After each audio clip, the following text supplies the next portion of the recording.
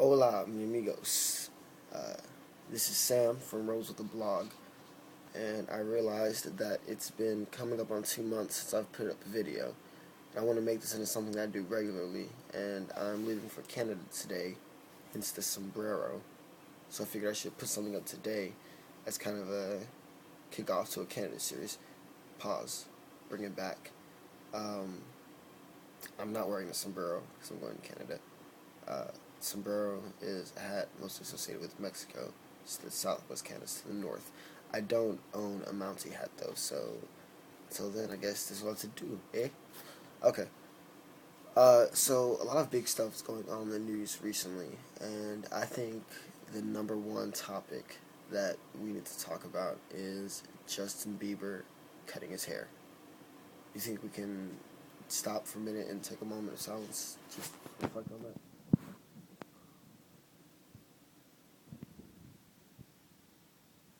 Okay, moment's over. I was surprised.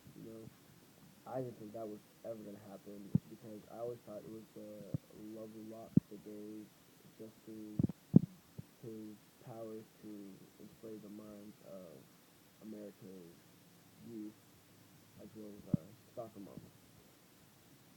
But I guess he's just trying to make a change and finally prove to the world that he is in fact not a 12-year-old girl, but I believe 17-year-old guy. 17, is it?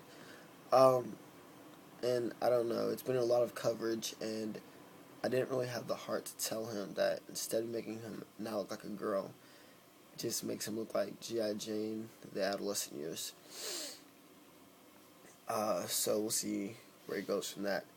His movie came out recently. It was a shocking success, actually.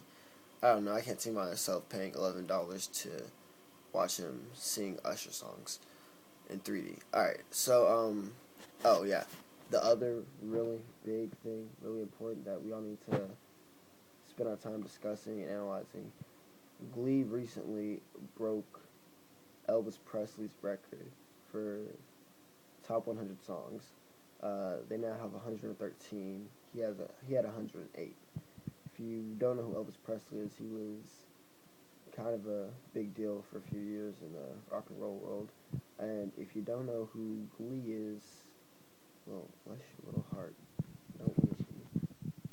Um, the real problem with Glee having 113 songs, while Elvis only had 108, Elvis Presley wrote all of his songs.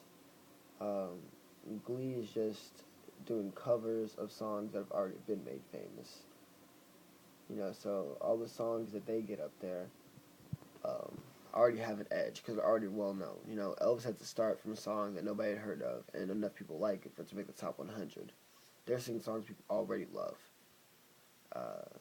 So I don't really think that counts. I think Elvis still is dethroned, and I'll stand behind that.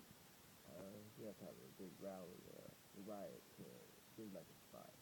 I'll bring the pitchforks, and you bring the torches. Oh yeah, y'all heard about the shooting a few weeks ago in Arizona that critically injured Representative Giffords. Um, People are using that now in a nationwide debate about college gun laws. Some people are trying to loosen up the gun laws to where students and faculty could carry their firearms with them on campus. And they're saying that, in cases like Virginia Tech, if other students and faculty had guns, then they might have been able to stop the guy before anything happened, and, they could have saved lives. You can say that if you want to, but honestly, I think that if students and faculty are allowed to have guns on campus, then it might make it easier for somebody to plan a shooting, because there's no need to have secrecy until they're ready to strike. They can carry their M16 around with them all day until the mood is right, and they don't have to hide it or anything. But that's just my opinion. And really, it's not doing much to help in the debate. I guess some people thought it would be like a big factor, like secret weapon, no pun intended. But I don't think it's going to do much to change what people think. So that's all about that. Alright, I told you I'm going to Canada. Well, going to Canada requires a passport now, because it wouldn't be recognized as a separate country. It's selfish, I know. I was running into a lot of problems getting my passport, and it got to the point where just doing a 2-week rush would not get it here in time. So I had to get to Hot Springs, Arkansas to do a same-day passport. And the two closest places were Hot Springs, Arkansas, and New Orleans, Louisiana. And Hot Springs is about half an hour closer to where I live. So, I thought, okay, that would be the best thing to do, quickest trip. No. Always go to New Orleans. I didn't drive myself. Very loyal and saint-like friend who I will refer to only as Sacajawea. Got us there and back in one piece. 2 pieces. Her and myself. So yeah, I don't usually tweet or do anything remotely like Twittering. I'm sorry, that's not the right word. Forgive me for my improper grammar of the microblogging. But if I did tweet, then the first post I did when I got back would be hashtag fail for Sacajawea and Meriwether. My friend is Sacajawea. I, by default, am Meriwether Lewis. So we left Oxford, Mississippi at 3:30 Thursday morning and headed out for Hot Springs, Arkansas. About 4.5, 5-hour trip. We get into Arkansas just fine. No problems, except that we were in Arkansas. Sorry, forgive me. And as soon as we get into Arkansas, we have a blowout. Alright? So, we pull over. I've never changed the tire before. I know the basic gist of it because I've seen it done a couple times, and because there was an article in the Daily Mississippian on Wednesday about it. So, big kudos to whoever did that article. I wish I had a paper with me so I could put your name in there. I'll try to put in the next one. Okay. So, I basically understood what had to be done. So, through teamwork and perseverance, we got it done in a short 20 minutes, which I think is a great time for your first tire changing. So, we get the tire back on, we get back on the road. About 30 minutes later, GPS stops working for no reason. I unplugged it, plugged it back in, turned it on, unplugged it, tried to turn it on. Nothing. Luckily, I have an iPhone 4. She has a Galaxy. They both have GPSs. So, again, through combined skills, teamwork, and perseverance, we got to the passport agency an hour late for my appointment, but, they still saw me in a reasonable amount of time. So, I get in there, I fill out the form, they told me to go take a seat. Call me back up about 20 minutes later, go over everything, verify it, and tell me it's going to be $195. Alright, that's fine. Pull out my checkbook that I got from Woodforest Bank where I just opened my account, and did the little thing. They gave me 1 complimentary check. So, I figured it's a good thing to use it for. I can order my own checkbook. So I fill it out, put the amount, who it's to, sign it, put what it's for, slide it through the little window. Guy picks up the check, looks at me, picks up the check, looks at me. Looks at the check, looks at me. I can't take this. Slides it back to me. I said, excuse me, you can't take it? He said, no, I can only take personalized checks. This wasn't a personalized check because I got this check the same day I opened my account.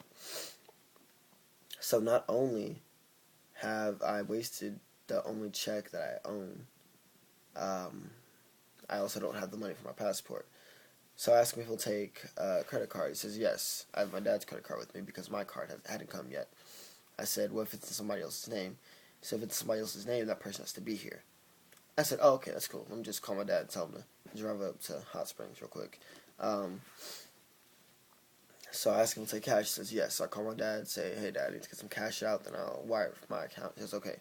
So we leave the agency and drive for about 15 minutes to find an ATM. I get the money out, drive another 15 minutes to get back to the agency. I pay the man. He says, all right, it'll be ready about 1:30 or 2. It's 11 o'clock when he says this. Our initial plan was to, be done in Hot Springs before 11 and get back down to Oxford for her 4 o'clock class. It's not going to happen. She's cool with that because Sacajawea is a giver. So, we go fill up the car, get some lunch, come back, get the passport. Deuces to Arkansas. Pause. Or so we thought. We decided we have to get to a Walmart to get some new tires on the car. We take about 30 minutes to find a Walmart, pull in there. He checks everything, okay, I can give you the tires for this much and we'll be ready soon. And he says, oh, you're missing a lug nut. That's right, we are missing a lug nut because when we had the blowout, we found out that a lug nut had stripped. So we give him the stripped lug nut. He looks at it, this is stripped. Yeah, we know that, we just told you. I'm sorry, our policy won't let us change this tire until you have a new lug nut, and we can't do that here. Go down to the Firestone, they'll fix the lug nut for you. Look at your new lug nut. Gives us directions to the nearest Firestone, so it's about 10 minutes away. We drive for 20 minutes, no Firestone in existence. So we pull into this little local auto shop, quaint little place, really nice, and ask if they have the lug nut. They don't have it, but they can order it. It'll be here about 30 minutes. So we sit down, wait, twiddle our thumbs, talk about, life, politics, the economy, Justin Bieber's haircut. About 45 minutes later, lug nut gets there. We thank them, tell them to have a nice day. Get into the car to head back to Walmart, and my phone dies. And her phone died about 3 hours ago. So now we have no GPS, no phones to use Google Maps. No idea how we're going to get back home. So we drive around, try to find a Walmart. It takes about 45 minutes or an hour. We find a Walmart, pull in, no auto center. Okay, we can go in, ask where the nearest one is, call everybody, let them know we're okay. So we go in, they tell us that the nearest auto center is about an hour back towards Little Rock. And then we'd have to come back around and start again. So we say, alright, thank you. Make our call. Her mom says just forget about the tire, just get home. Alright, so we get back in the car, decide we're going to go through Memphis since we know how to get home from Memphis. We start heading towards Memphis and listen to the radio, and there's a weather interruption for tornadoes and thunderstorms and flash floods and, the apocalypse. So the last 20 miles into Memphis, we're chased by Twister, flying cows and, all the works.